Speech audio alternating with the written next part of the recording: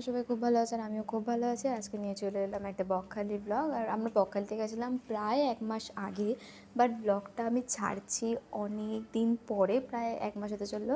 তার জন্য আমি সবার কাছে ক্ষমা প্রার্থী, বিশেষ করে আমার ফ্রেন্ড সার্কেল আর আমার রিলেটিভসরা বলছে কবে ছাড়বি ব্লগ। বাট আমার কিছু পার্সোনাল কারণে ব্লগটা ছাড়াই হচ্ছে না। তো যাই হোক, তোমরা জাস্ট দেখো এবং এনজয় করো ব্লগটা।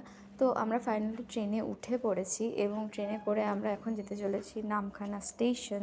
তো ট্রেনের মধ্যে আমরা প্রথমে অনেকই বোর হচ্ছিলাম, তারপরে ফাইনালি আমরা স্টেশনে নেমে পড়ি। আর ওটা হচ্ছে আমার ভাই।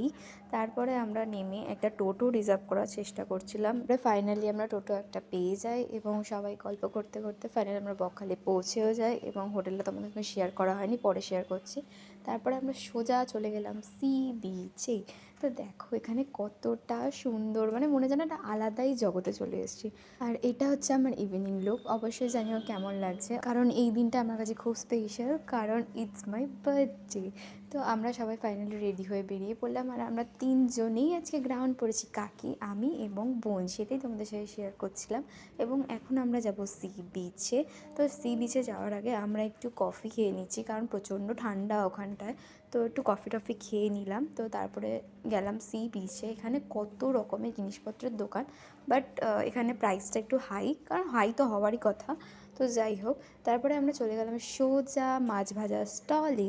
এখানে কত ধরনের মাছ পাওয়া যাচ্ছিলো গাইস, তোমরা নিজেরাই দেখো। তো তারপরে যেহেতু আমার বার্থডে, সেই জন্য এরা একটু কেক নিয়ে নিল। তারপরে আমরা ফাইনালি ঘরে চলে এলাম এবং এই চকলেটগুলো আমার কাকি এবং ভাই গিফট করেছিল।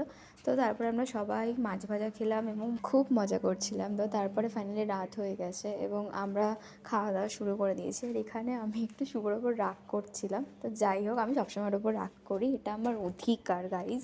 তো তারপরে দেখো এদের কি অবস্থা, এরা তো প্রায় ঘুমোবে আর আমার তো এক্সাইটমেন্ট ধরছেই না, কারণ রাত 12টা বাজে চলেছে। তো তারপরে আমার বার্থডে সেলিব্রেশন শুরু হয়ে গেল। Happy birthday to you.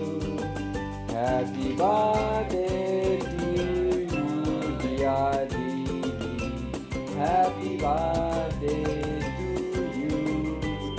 May God bless you. May God bless you. Happy birthday to you. Happy birthday to you. Cake কাটিংয়ের পর এখানে কেক খাওয়ানোর পর্ব চলছিল গাইজ, সেটাই তোমাদের সাথে শেয়ার করলাম।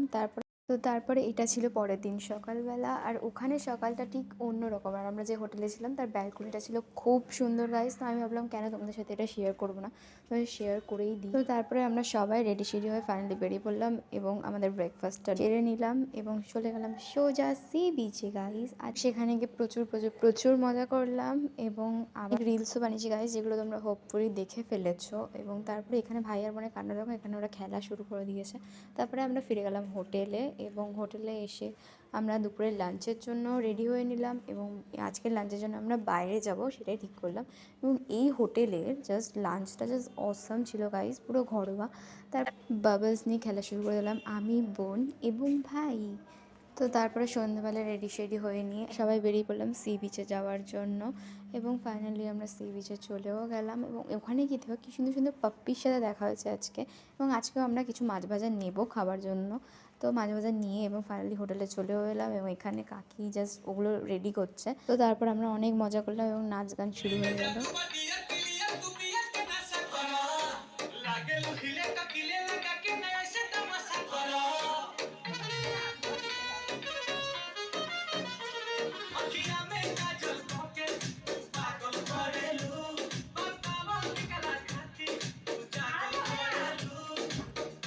এইটা ছিল সেই দিন সকাল, যেই দিনকার আমরা বাড়ি ফিরে চলে আসতে হবে। মনটা খুবই খারাপ ছিল, বাট কী করার, বাড়িতে যেতেই হবে। তো আমরা সকাল সকাল ব্রেকফাস্ট সেরে নিলাম এবং ঠিক করলাম যে একটু সি বিচে ঘুরবো, তারপরেই আমরা বেরোবো। তো আমরা সি বিচে ঘুরতে চলে এলাম, এখানে অনেক রিলস বানালাম এবং মনে হচ্ছে যেন আলাদা জগতেই রয়েছি আমরা। সত্যি করে ঘুরতে তো এতটা ভালোবাসি, মানে যারা ঘুরতে যাও তারা রিলেট করতে পারবে যে ঘুরতে গেলে আর বাড়িতে আসতে ইচ্ছে করে না। তো যাই হোক, এখানে শুভ একটা কাঁকড়া ধরেছিল, ছোট্ট একটা কাঁকড়া, সেটাই কাকি হাতে নিয়ে ফটো তুলছিল। এখানে কয়েকটা জিনিসপত্র কেনা হলো এবং আমরা ফাইনালি টোটোতে উঠে পড়লাম বাড়ি যাওয়ার জন্য এবং গল্প করতে করতে ফাইনালি স্টেশনে চলে এলাম এবং ট্রেনে উঠলাম। ব্লগটা ভালো লাগলে অবশ্যই লাইক, কমেন্ট, শেয়ার, সাবস্ক্রাইব করতে কিন্তু একদম ভুলবেন না।